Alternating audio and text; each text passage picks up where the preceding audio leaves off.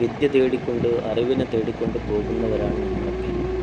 കേരളത്തിലെ സാഹചര്യം അനുസരിച്ചുകൊണ്ട് മദ്രസ സംവിധാനങ്ങൾ ഇവിടെ നിലനിൽക്കുന്നത് കൊണ്ട് തന്നെ നമുക്ക് അറിവ് എന്ന് പറയുന്ന ആ ഒരു വലിയ മഹത്തായിട്ടുള്ള ആ ഒരു പ്രക്രിയ അല്ലെങ്കിൽ ആ ഒരു കടമ നേടിയെടുക്കാൻ വേണ്ടിയിട്ട് സ്വായത്തമാക്കാൻ വേണ്ടിയിട്ട് പരിശ്രമിക്കുന്ന ഒരു തലമുറയാണ് നമ്മളിപ്പോൾ ഈ കാണുന്ന ആളുകളൊക്കെ. വളരെ പ്രകടമായിട്ട് മദ്രസയിലേക്ക് പോകാത്ത മുസ്ലിങ്ങളുണ്ടോ എന്ന് കേരളത്തിലെ ഒരു സിറ്റുവേഷൻ അനുസരിച്ച് നോക്കുമ്പോൾ ബഹുഭൂരിപക്ഷം ആളുകൾ മദ്രസ സംവിധാനത്തിൻ്റെ ആ ഒരു പ്രാഥമികമായ ബേസെങ്കിലും നേടിയെടുക്കുന്ന ആളുകളാണ്. അപ്പോൾ നമ്മൾ ഉസ്താദുമാരെ നമ്മൾ സമീപിക്കുന്നവരാണ്, അധ്യാപകന്മാരെ സമീപിക്കുന്ന ആളുകളാണ്.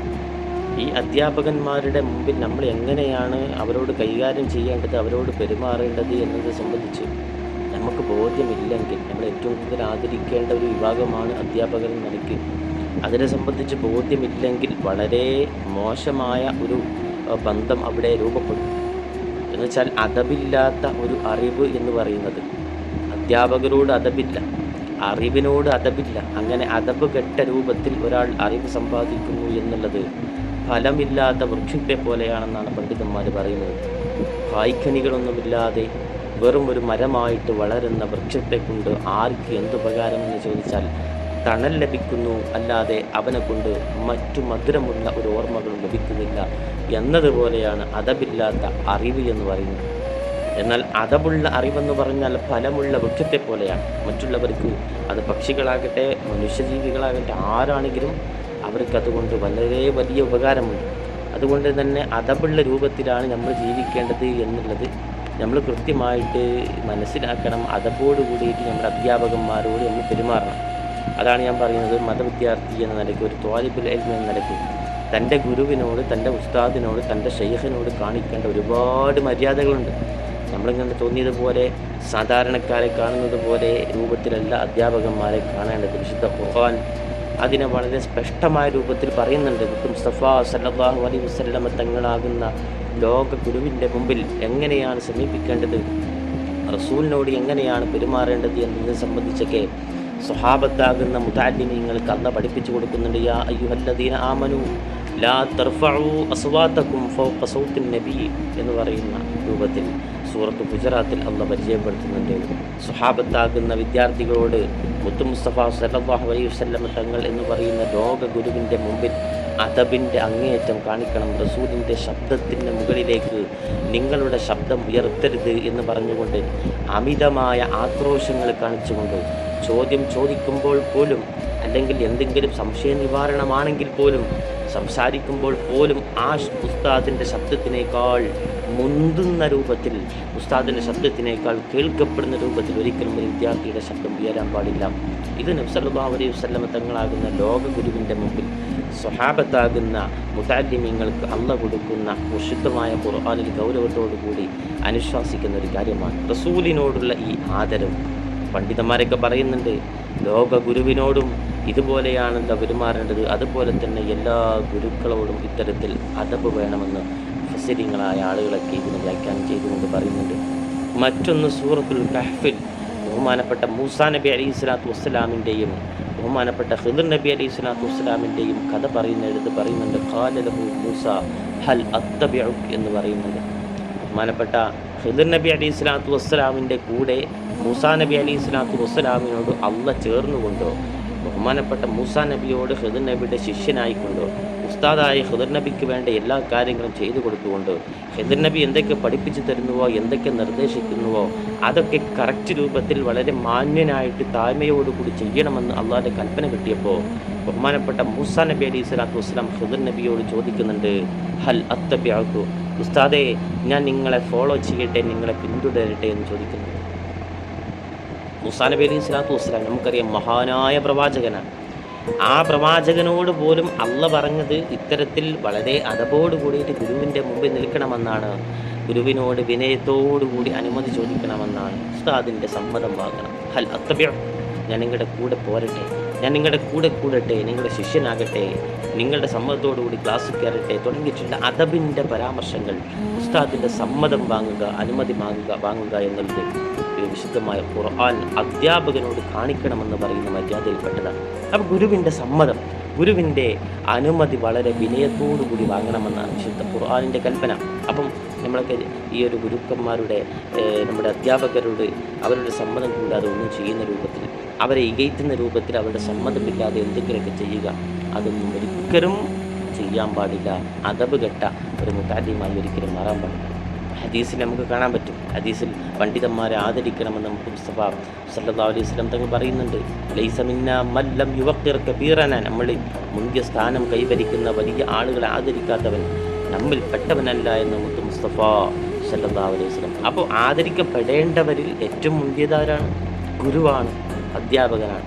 ആ കബീറായ അധ്യാപകൻ, വലിയ പദവിയിൽ നിൽക്കുന്ന അധ്യാപകനെ ആദരിച്ചിട്ടില്ലെങ്കിൽ അവൻ മുഅ്മിനല്ല എന്ന് മുസ്തഫ സല്ലല്ലാഹു അലൈഹി വസല്ലം. ഗുരു എന്ന് പറയുന്ന ആദരിക്കപ്പെടേണ്ട ആളാണെന്നുള്ള ബോധം ഒരു വിദ്യാർത്ഥിക്ക് വേണം. അങ്ങനെ ഗുരുവിനെ ഒരു കബീറായ ഒരു വലിയ പദവി കൊടുക്കുന്നുണ്ട്. ആ പദവി കൊണ്ട രൂപത്തിൽ തന്നെ ആദരിക്കാൻ ഒരു വിദ്യാർത്ഥി പ്രത്യേകം ശ്രദ്ധിക്കണം. അതുപോലെ തന്നെ മറ്റൊരു വിഷയമാണ് അറിവ് എടുക്കാനുള്ള ഒരു ശരിയായ നിലപാട് ഒരു വിദ്യാർത്ഥിക്ക് വേണമെന്നുള്ളത്. അറിവ് നേടാൻ ശരിയായ വിനയം വേണം, ശൈലി വേണം. അതാണ് ഇന്നൽ ഇൽമു ബിത്തഅല്ലും എന്നാണ്. അറിവ് കിട്ടണമെങ്കിൽ മുതഅല്ലിമാകാം. അറിവ് പഠിക്കാൻ വേണ്ടിയിട്ട് ഒരുങ്ങി നിൽക്കണം. ആ ഒരുങ്ങി നിൽക്കുന്നതിൻ്റെ ഭാഗമാണ് ഒരു വിദ്യാർത്ഥിക്ക് വിനയമുണ്ടാവുക. ഒരു വിദ്യാർത്ഥി ഇൽമിനെ സമീപിക്കുന്ന രീതി ശരിയാക്കുക എന്നുള്ളത്.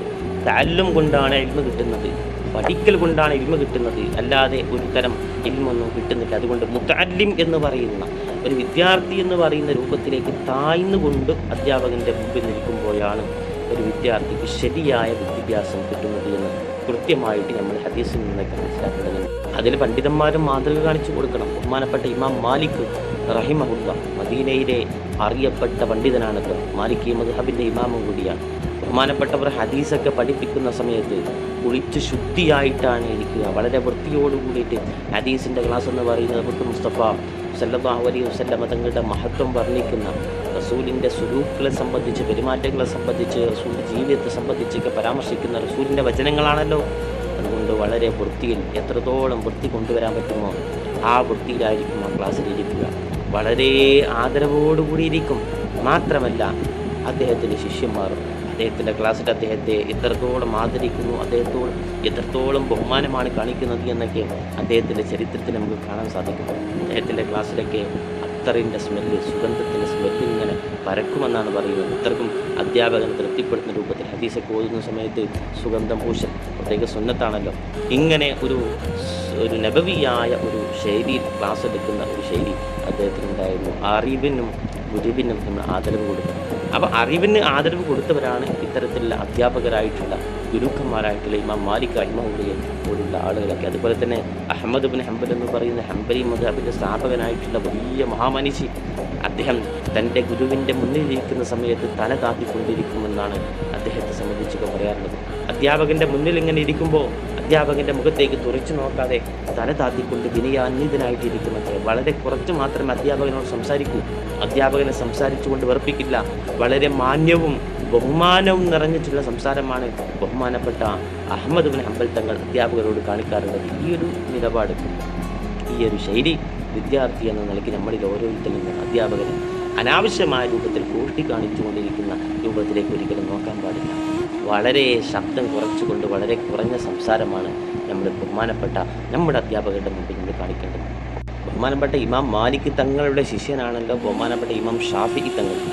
ഷാഫിഈ തങ്ങൾ ഉപദേശിക്കുന്നുണ്ട്, കുന്തു ഉസഫിഹുൽ വറഖത ബൈന യദി മാലിക് റളിയല്ലാഹു തആല അൻഹു സഫ്ഹൻ റഫീഖ എന്ന് പറയുന്നുണ്ട്. ഇമാം മാലിക് റഹിമഹുല്ലയുടെ മുമ്പിൽ ഞാൻ പുസ്തകത്തിൻ്റെ പേജുകൾ പോലും വളരെ മൃദുവായിട്ടാണ് മറിക്കാറുള്ളത്. പുസ്തകത്തിൻ്റെ പേജ് ഇങ്ങനെ മറിക്കുന്ന ശബ്ദം പോലും ബഹുമാനപ്പെട്ട അധ്യാപകൻ്റെ മുമ്പിൽ അസ്വസ്ഥത ഉണ്ടാക്കുന്നതാണ്, അദബ് കേടാണെന്ന് മനസ്സിലാക്കിക്കൊണ്ട് പേജ് മറിക്കുന്ന ആ ശബ്ദം പോലും ഞാൻ അധ്യാപകർക്ക് അസ്വസ്ഥത ഉണ്ടാക്കുന്ന രൂപത്തിൽ ചെയ്യാറില്ല എന്ന് ബഹുമാനപ്പെട്ട ലോകത്ത് ഇൽമിന് മഹത്വമുണ്ട് എന്ന് വളരെ വ്യക്തമായ രൂപത്തിൽ ശിഷ്യർക്ക് പഠിപ്പിച്ചു കൊടുത്ത ലോകത്തിലെ പ്രബുദ്ധമായിട്ടുള്ള മദ്ഹബിൻ്റെ ഇമാമായിട്ടുള്ള ഇമാം ഷാഫിഈ റഹിമഹുല്ലാ പറയുന്ന വചനമാണ് ഇത്. ഗുരുവായിട്ടുള്ള ഇമാം മാലിക് റഹിമഹുല്ലാ അദ്ദേഹത്തിൻ്റെ ബഹുമാനം, അദ്ദേഹത്തിൻ്റെ ഭാഗത്തു നിന്നുള്ള സ്നേഹം കിട്ടാൻ കാരണമാക്കിയിട്ടുണ്ട്. ഗുരുവിൻ്റെ മുമ്പിൽ ഒരു നിലയ്ക്കും നമ്മൾ അനാവശ്യ ശബ്ദം ഉണ്ടാക്കാൻ പാടില്ല. വളരെ സൂക്ഷ്മമായ രൂപത്തിലാണ് ആദരവ് കാണിക്കേണ്ടത്. ആദരവ് പല നിലയ്ക്കുണ്ട്, അത് സൂക്ഷ്മത കാണിക്കണമെന്നാണ് പറയുന്നത്. മാത്രമല്ല ഒരു വിദ്യാർത്ഥിയാകുമ്പോൾ ആ വിദ്യാർത്ഥി തൻ്റെ അധ്യാപകനായ തൻ്റെ പണ്ഡിതൻ്റെ മുമ്പിൽ ഇരിക്കുന്ന സമയത്ത് നിയ്യത്ത് ശരിയാണ്. അറിവ് അള്ളാഹുവിന് വേണ്ടിയിട്ടായിരിക്കണം. ഭൗതികമായ ഉദ്ദേശങ്ങൾക്കോ ജോലിക്ക് വേണ്ടിയിട്ടോ ഇങ്ങനെയൊക്കെ കരുതൽ മാറുന്ന സമയത്ത് അതിൻ്റെ ആദരവ് നഷ്ടപ്പെടും. അറിവിനോട് അത് പ്രത്യേകം അള്ളാഹുവിന് വേണ്ടിയിട്ട് മാത്രമെന്നുള്ള കരുതലോട് കൂടിയിട്ട് നമ്മൾ പഠിക്കാൻ ശ്രമിക്കണം. മറ്റൊന്ന്, ഗുരുവിനെ ആദരിക്കണം. ഗുരു ക്ലാസ്സിലേക്കൊക്കെ കടന്നു വരുന്ന സമയത്ത് എഴുന്നേറ്റ് കൊണ്ട് സ്വാഗതം ചെയ്യണം. കാരണം ആ ഗുരു ഒരുപക്ഷെ വ്യക്തിപരമായിട്ട് ആ ഗുരുവിനെ ആദരിക്കാൻ ഒരുപക്ഷെ ഒന്നും കണ്ടിട്ടില്ലെങ്കിൽ പോലും ഒന്നാമത്തത് നമുക്ക് ഇൽമ പഠിപ്പിച്ചു തന്ന നമ്മളെ ഹിദായത്തിൻ്റെ വഴിയിലേക്ക് സ്വാഗതം ചെയ്യുന്ന അധ്യാപകനാണ്.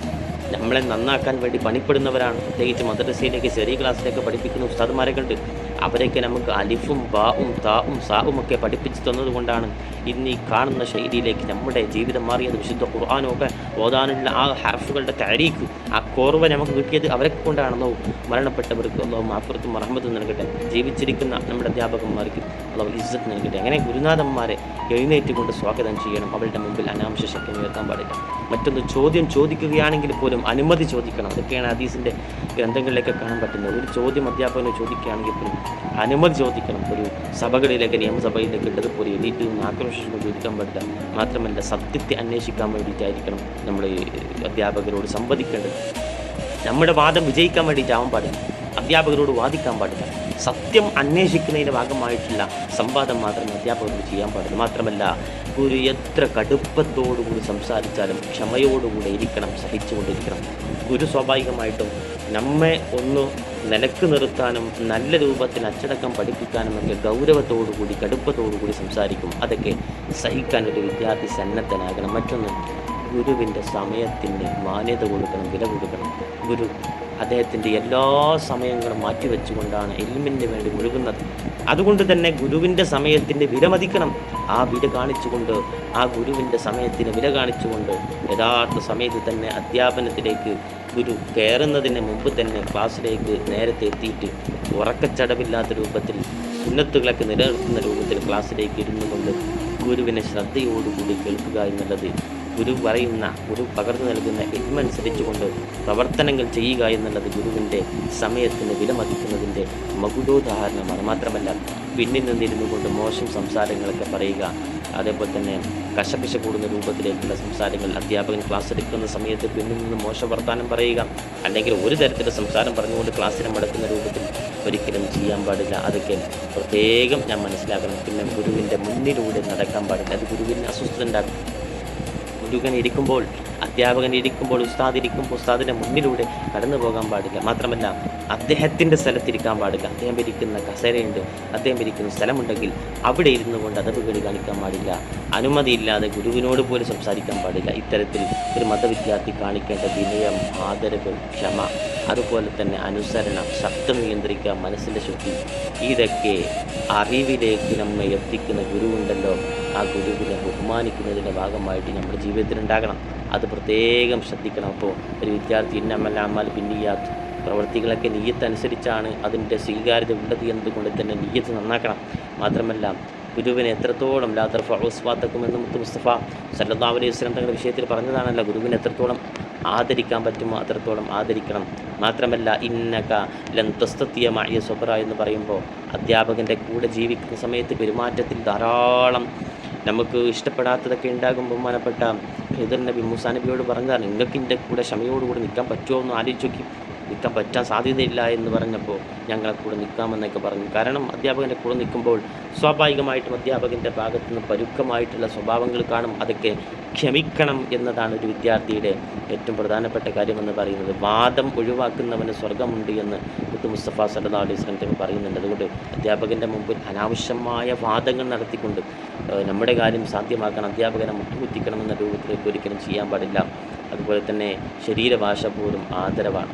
ശരീരഭാഷ, നമ്മുടെ ശരീരഭാഷ എന്ന് പറയുന്നത് ഗുരുവിൻ്റെ മുമ്പിൽ ആ ഗുരു എത്ര സമയമാണ് നമുക്ക് വേണ്ടി ചിലവഴിക്കുന്നത്, ആ സമയത്തിൻ്റെ മൂല്യം മനസ്സിലാക്കിക്കൊണ്ട് ശരീരഭാഷ നന്നാക്കിക്കൊണ്ടായിരിക്കണം ഗുരുവിൻ്റെ മുമ്പിൽ നിൽക്കേണ്ടത്. ഗുരുവിനെ പറ്റിയിട്ട് എയ്ബത്ത് പറയാൻ പാടില്ല. നമ്മുടെ ഗുരുവാണ്, നമ്മുടെ അധ്യാപകനാണ്. ആ അധ്യാപകൻ നമുക്ക് വളരെ വിലപ്പെട്ട ആളായിരിക്കണം. പരസ്പരം എയ്ബത്ത് പറയല്ലേ എന്ന് മുത്ത് മുസ്തഫ സല്ലല്ലാഹു അലൈഹി വസല്ലം തങ്ങളുടെ ഉമ്മത്തിനോട് അള്ളാഹ് പറയുന്നുണ്ടല്ലോ. എയ്ബത്ത് പറച്ചിൽ ഒഴിവാക്കണം. അധ്യാപകനെ പറ്റിയിട്ട് ഒരിക്കലും പറയാൻ പാടില്ല. അത് പ്രത്യേകിച്ച് നമ്മുടെ അധ്യാപകന്മാരാകുമ്പോൾ ഒരിക്കലും അത്തരത്തിലുള്ള കാര്യത്തിൽ ഇരിക്കേണ്ടത്. മാത്രമല്ല ചെറിയ കാര്യത്തിലാണെങ്കിൽ പോലും ബഹുമാനം കാത്തു സൂക്ഷിക്കാൻ ശ്രദ്ധിക്കണം. ബഹുമാനപ്പെട്ട ഷാഫി തങ്ങൾക്ക് ചെയ്ത പോലെ തന്നെ ഗുരുവിൻ്റെ മുമ്പിൽ പേജ് മറിക്കുമ്പോൾ പോലും ശബ്ദമില്ലാതെയാകാൻ പ്രത്യേകം ശ്രദ്ധിക്കണം. മാത്രമല്ല ഗുരുവിൻ്റെ ഉപദേശങ്ങളൊക്കെ അനുസരിക്കാൻ വേണ്ടി ശ്രമിക്കാം. ലിമ തഖൂലൂന മാ ലാ തഫ്അലൂൻ, നിങ്ങൾ ചെയ്യാത്തതിന് എന്തിനാണ് നിങ്ങൾ പറയുന്നത് എന്ന് വിശുദ്ധമായ ഖുർആനൊക്കെ അത് പറയുന്നുണ്ട്. അതുകൊണ്ട് തന്നെ നിങ്ങൾ ഗുരുവിൻ്റെ നല്ലൊരു ശിഷ്യനാണെങ്കിൽ, നിങ്ങൾ വാത് പറഞ്ഞു നടക്കുന്ന ആളാണെങ്കിൽ, നിങ്ങൾ ആ ഗുരു പറഞ്ഞത് എന്താണോ അതനുസരിച്ച് കൊണ്ട് നിങ്ങൾ അമൽ ചെയ്യണം. അങ്ങനെയാകുമ്പോഴാണ് വിനയമുള്ള, ക്ഷമയുള്ള, ആദരവുള്ള, അനുസരണയുള്ള വിദ്യാർത്ഥിയായിട്ട് നമുക്ക് മാറാൻ പറ്റും. അതുകൊണ്ട് ഇത് പ്രത്യേകം ശ്രദ്ധിക്കണമെന്ന് ഓർമ്മപ്പെടുത്തുകയാണ്. അല്ലാഹു സുബ്ഹാനഹു വ തആല നമ്മെ നല്ല മുതഅല്ലിമീങ്ങളുടെ കൂട്ടത്തിൽ ഉൾപ്പെടുത്തി അനുഗ്രഹിക്കട്ടെ. ജീവിതത്തിൽ മരണം വരെ അല്ലാഹു സുബ്ഹാനഹു വ തആല ഇൽമിനെ സ്വായത്തമാക്കുന്ന, നാഫിയായ ഇൽമ് ലഭിക്കുന്ന മുതഅല്ലിമീങ്ങളുടെ കൂട്ടത്തിൽ അല്ലാഹു നമ്മെ ഉൾപ്പെടുത്തി അനുഗ്രഹിക്കട്ടെ. നമ്മുടെ മരണപ്പെട്ടു പോയ അധ്യാപകന്മാർക്ക്, ഉസ്താദുമാർക്ക് അല്ലാഹു മഗ്ഫിറത്തും മർഹമത്തും സ്വർഗവും നൽകട്ടെ. ജീവിച്ചിരിക്കുന്നവർക്ക് അല്ലാഹു ആഫിയത്തുള്ള ദീർഘായുസ്സ് നൽകട്ടെ. അസ്സലാമു അലൈക്കും.